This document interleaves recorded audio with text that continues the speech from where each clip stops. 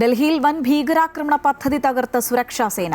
ആണവ കേന്ദ്രങ്ങളടക്കം രാജ്യത്തെ തന്ത്രപ്രധാന മേഖലകൾ ആക്രമിക്കാൻ ആസൂത്രണം ചെയ്ത 9 ഭീകരരെ ഡൽഹി പോലീസ് പിടികൂടി.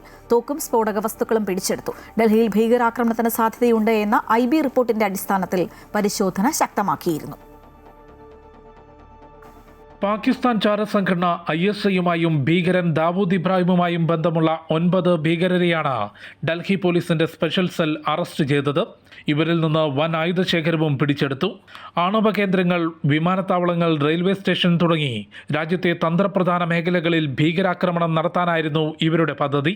സുരക്ഷാ ഉദ്യോഗസ്ഥർക്ക് നേരെയും ആക്രമണത്തിന് ആസൂത്രണം ചെയ്തിരുന്നു.